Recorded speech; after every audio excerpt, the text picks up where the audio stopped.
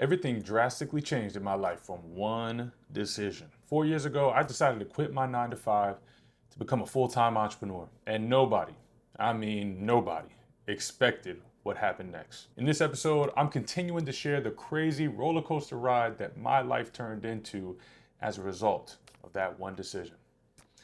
Stay tuned. Let's parlay.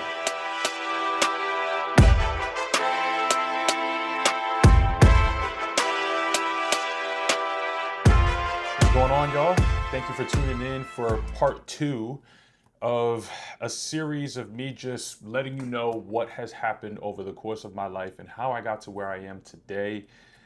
Yeah, last episode we ended off on me quitting my job and going full time into becoming an online fitness coach, entrepreneur.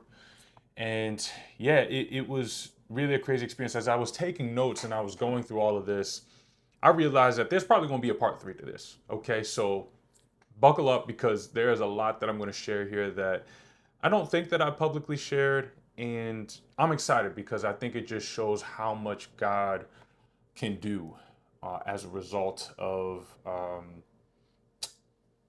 just the life experiences that we're presented with, even the things that we do that are not necessarily in our best interest, how they still serve God's ultimate purpose. Okay, so that's what I'm going to talk about today. So, all right, I quit my job. Now what? Okay, I'm out and about in the wild of entrepreneurship, and I received a nice chunk of change after leaving my job. Okay, so that I think they gave me like however many months pay, and then anyway, so I was all right. I had about 6 months worth of my personal expenses saved up as a result of that payment and just my own personal savings. So, what I decided was I was going to invest around $10,000 into an online fitness coaching mentorship program because I didn't have any, business acumen. I didn't have anybody who was a mentor at that time, who I knew was an entrepreneur, who knew what I wanted to do specifically when it came to online fitness coaching. And it was a very new concept. I mean, this really started out during the pandemic. So anyway, I invest into that. I got my NASM certification, which I find out is actually meaningless. And yeah, I also ended a relationship during that time that had started in the midst of COVID, and it just wasn't necessarily um, going in the right direction and serving where I was at that time. And I ain't gonna lie, y'all, this was probably the closest to God I'd ever felt in my life at that point. Now, since then, I've gotten a lot closer, but at that point, it was the closest I had ever gotten because I was just extremely grateful. I was so grateful that I could finally take control of my life the way that I wanted to. But at the same time, I had a lot of faith in what God was going to do because it felt like I was getting a lot closer to utilizing the gifts that He blessed me with in my work. So there was so much gratitude, and there was so much momentum that felt like it was building up as a result of that one decision. So I'm investing into this mentorship coaching program. I'm building these back end systems to learn all the business side of things. Everything is moving. I'm starting to get clients, right? So I think I got my NASM certification early February. I then launched the business like early March. I'm picking up a few clients here and there. Nothing crazy, but I start seeing success. I'm starting to realize like, oh wait, people will actually, pay me for this service. Wonderful, right? And as that's happening, I'm posting on social media to just promote the fact that I'm a fitness coach. I'm throwing out all sorts of different ideas that I'm seeing as far as like TikTok trends or whatever.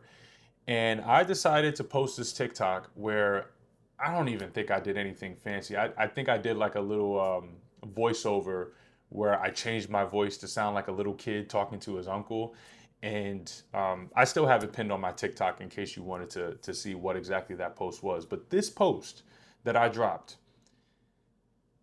it just exploded, right? It got way more traction than any of my other posts. So most of my posts at that time were getting maybe 100 or so views.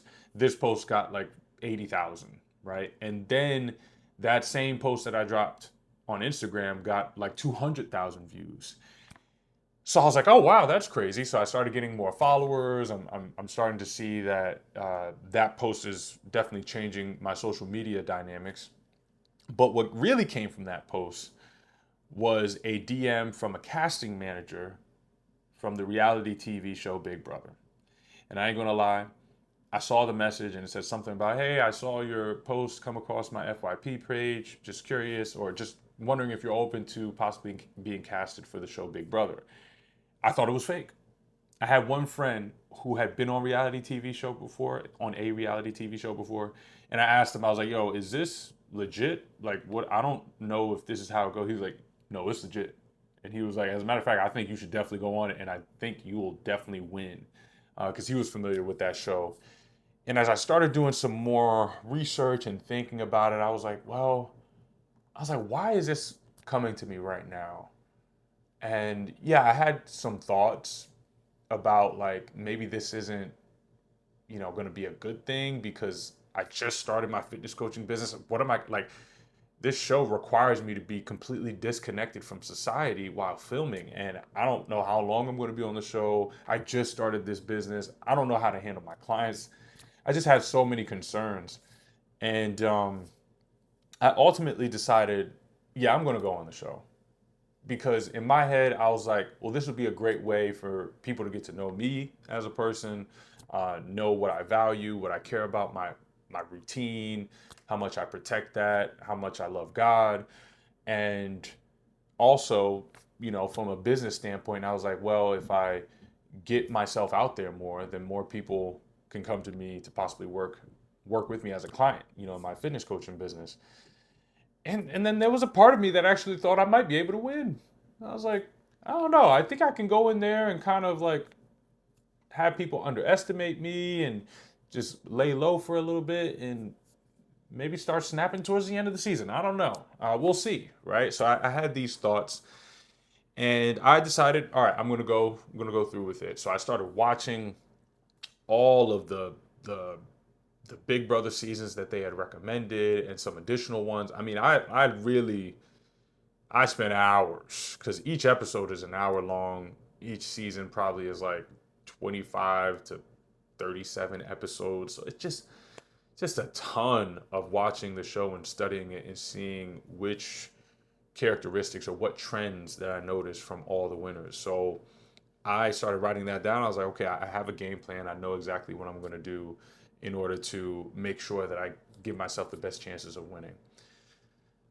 So yeah, so that all happened. That process started like early April, and then June was when I went off to the show. But even before I went off to the show, I started putting together whatever I could to just hand off my business and my like personal bank account stuff. Like my mom was so supportive; she helped out with that. I started working with my life coach Sean at the time. Shout out to Sean; he was super helpful. Um, and I then asked a friend slash acquaintance who was a trainer to kind of handle my clients during the time that I was gone. That winded up not working out apparently, and I found that out after the show. But we digress. And then yeah, my apartment at the time I was living in Philly actually had a mold issue.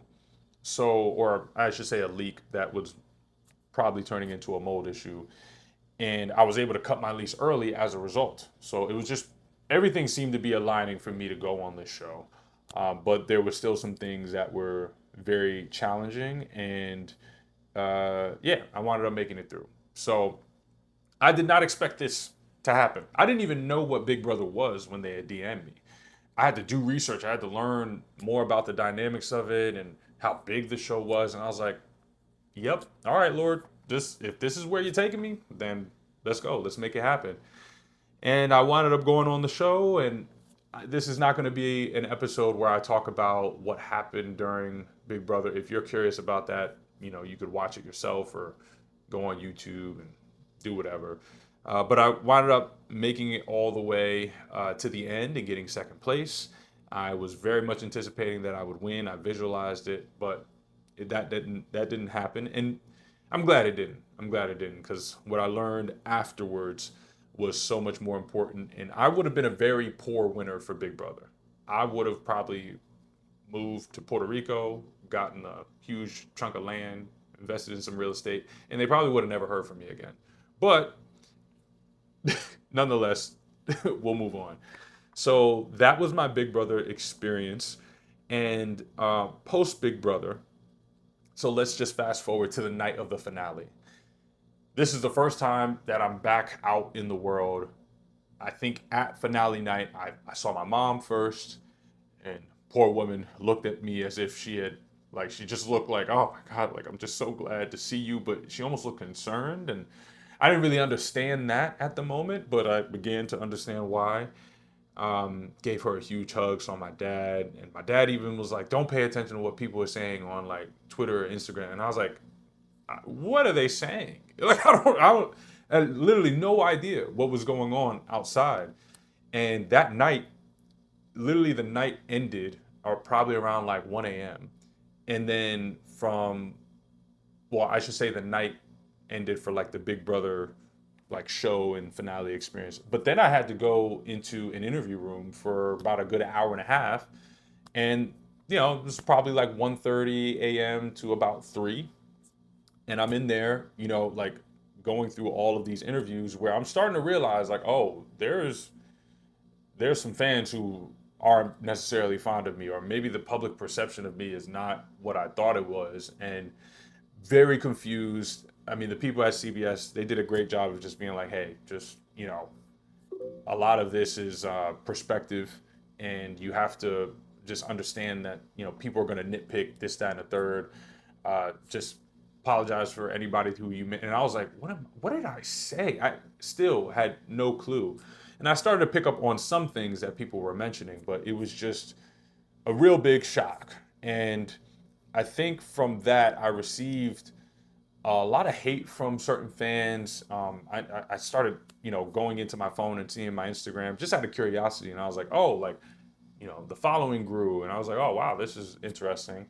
But then I'm also looking at these messages and I'm like, oh, it's just wild stuff that people were sending. Um, and, I realized in the production team at CBS also mentioned this. The hate is always going to be the loudest, but it doesn't necessarily represent the reality. So what tends to happen is it's like a small group of people who are very passionate, very strong fans of the show, and they, don't have nothing else to do with their lives. So they're watching the live feeds 100% of the time. They're screen recording, they're catching you saying whatever, slipping up. And that's, the crowd who is going to be the loudest. But I mean, even with time, I realized like, oh wait, there was like a lot of people who were very supportive, of me on the show, thought I should have won, whatever. And thankfully, I also had like friends and family that were supportive while I was on the show, because my mom was managing my social media, and bless her heart, but she started seeing all these people talk negatively about her baby, her one and only sweet child, who no one has ever said anything negative about. And seeing all these comments, and my friends recommended that she turn off the comments on my social media and helped her out with that. So I'm super thankful for them. But yeah, my friends and my family were my support system, and I very much leaned on that. However, I was in a very fragile emotional state.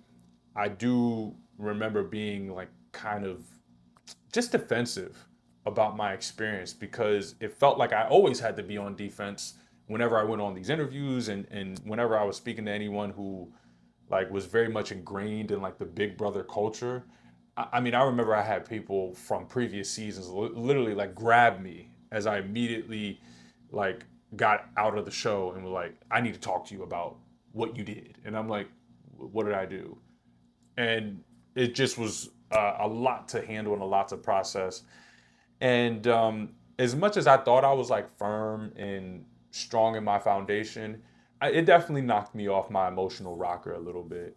And yeah, I just was in a very, very, yeah, just I don't even know how to put it. Just wasn't firm.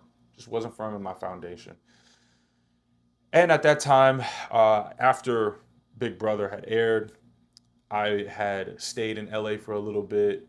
Thankfully, Todrick Hall had offered his home to Big Brother cast members, and I stayed there for like a few weeks. I winded up going on a daytime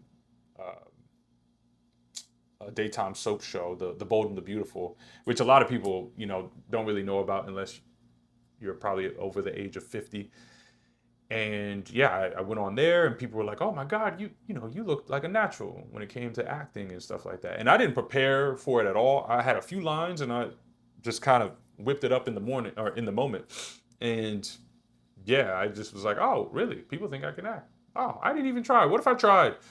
So that thought started whirling around. I started thinking about opportunities to grow my social media, like, to possibly get brand deals. I was starting to get messages from different companies about this. And I also had some friends who are already out there in LA who were like, "Hey man, this is a window of opportunity that you could take advantage of."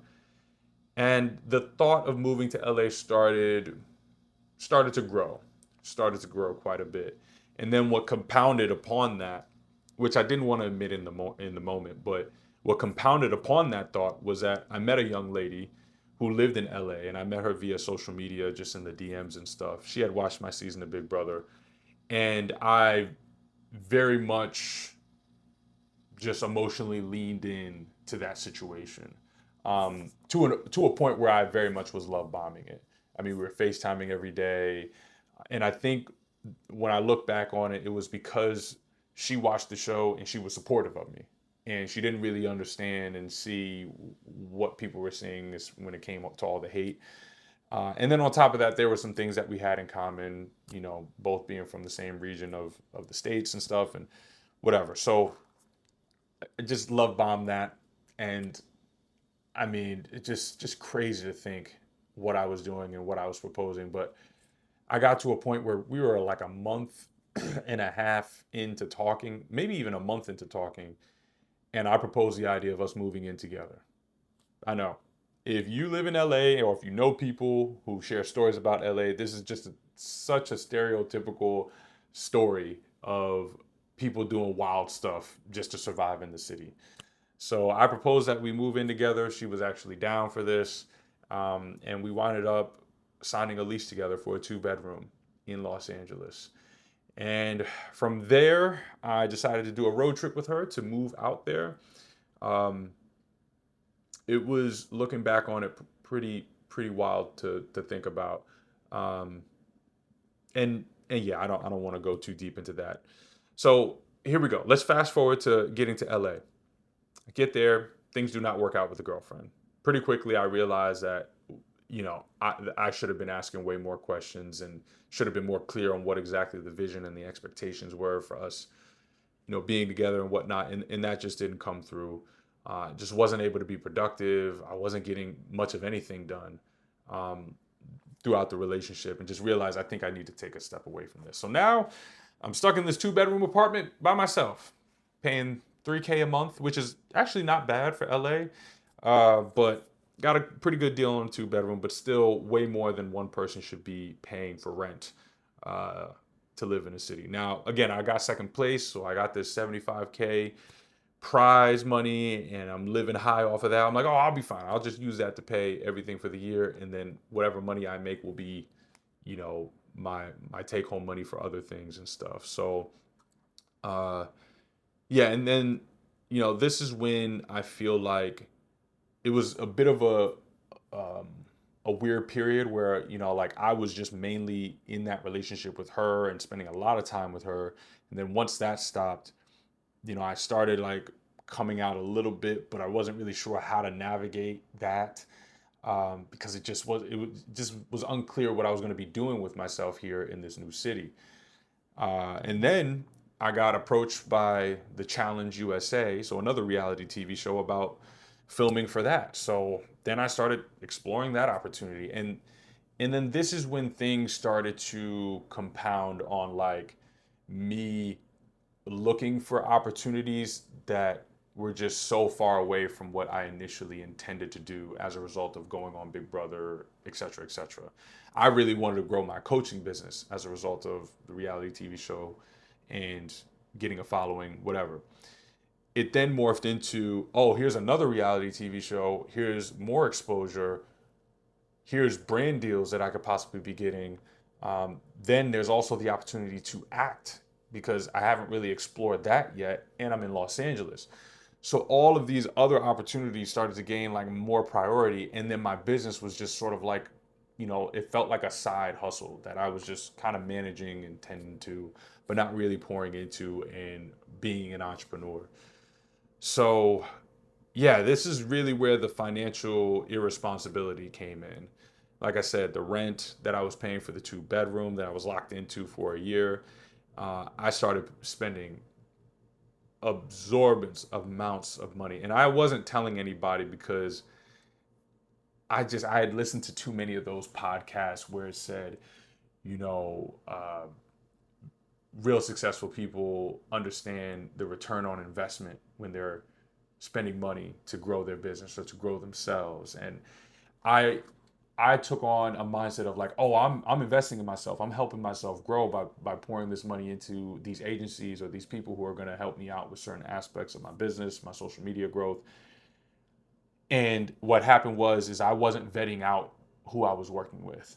I wasn't asking like, hey, who have you helped already? I was working with people who hadn't necessarily, had a lot of experience doing it, but I was paying them a lot of money to help me to do it.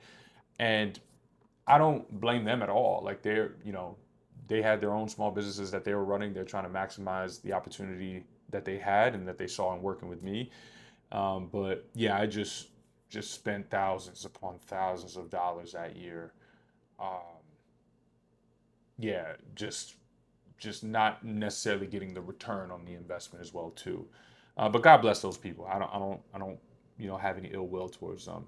I also was paying a lot for flights and travel. I was going to these reality TV events and showing face, all in the name of exposure, but also in the name of like wanted to hang out with the people who I had met and made friends with on these shows. Um, and just neglecting my business overall, just because I was just living very childish. And also, I was out drinking, at a lot of these events. When I'd come back to my crib in LA, that's when THC started creeping in because it was legal out there. So it was very easy to pick it up and just spend money doing that. And this became a very dark period. This was like the introduction to a very spiritually dark period of my life. And the reason why I say that is because I just wasn't having any conversations with God. I wasn't looking for his voice. I wasn't looking to learn more about God or read the Bible or be around other like-minded believers. I felt like, yeah, I had a belief in the Lord and I believed in Jesus being my Lord and Savior, but none of my actions indicated such. And that, in addition to being in a city where you feel very disconnected because everything's very transactional, and you're also like on edge because you're not sure who you can trust. And then on top of that, I'd gotten a lot of validation in my past through women and through being intimate with them and having my ego being boosted from that. So then I would start searching for that whenever things were slow, when it came to my business, whenever things were uncertain. And then when that wasn't happening, then I would try to numb myself from not getting that validation by, engaging in THC or and just overall just feeling very numb and sort of angry towards God. And it was all happening like slowly and subtly in the background, and it was just like um, a snowball that was building up. And yeah, it got to a point where financially things were getting pretty close to being super rocky, and I wasn't sure what I was gonna do. Like I was just like very, very lost. And that's when the Lord put it on my brother's heart. So my brother Dante had proposed that we do an accountability project. And I got to talk to him more about what exactly it was that made him come up with that idea. But he was like, hey, for 30 days, let's just remove all bad habits and let's start adding some good ones.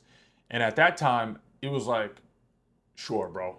Like, because right now I do kind of feel like I'm all over the place and this might be really helpful for me. So I did that. And I mean, that 30-day period, everything just drastically improved.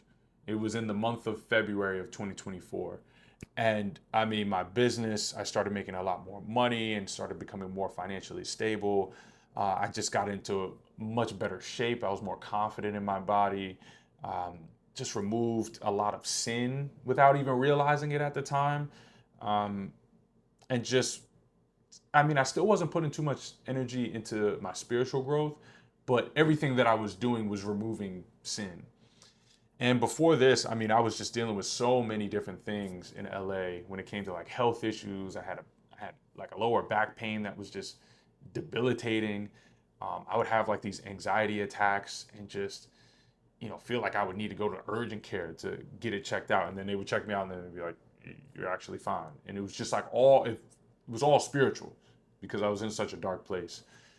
And that period, that 30-day period of us holding each other accountable, I mean, it was fantastic. But whenever you have a time period that you commit to something, after that time period, you're liable to go right back to what you were doing before. And that's exactly what happened, right? Started, having some THC again, whether it be edibles or smoking, started seeking validation from women again, a lot more isolation. And then my spending habits just out of the window, like just wasn't managing my finances. I even just started ignoring it because I didn't want to see it. And my business just became really, really unstable. And this is when I decided, okay, I think I got it, God. I'm not supposed to be in LA. This is a very, very unhealthy place for me to be. And I just don't have any purpose here. I want to grow. I realize my business can grow. And I want to figure out how to do that. And when I initially invested in my fitness coaching business, I went to a business conference in Austin and met all these other online fitness coaches. So I was like, all right, I'm going to move to Austin, Texas, and I'm going to get away from this place so that I can grow not only in the business space, but also with my podcast and wanting to start that up. I knew people there already. My brother was in Houston. At that time, I had a pretty poor perception of Houston from whenever I visited. I was outside. So I wasn't convinced on moving there, but I was pretty sure that Austin was where I needed to be next. Okay, and that's where we're going to stop because I realized that there's a lot of detail here that I shared that I just didn't want to glaze over anything because I want you to get the full and most raw and authentic version of this story. And yeah, uh, next episode, we're going to go into part 3 and I'm going to share what happened in Austin that was life changing and how I eventually landed here in Houston. I promise we're going to get through this. So I appreciate y'all for tuning in. I hope that you have a blessed rest of your day, and I'll talk to you next week. Take care.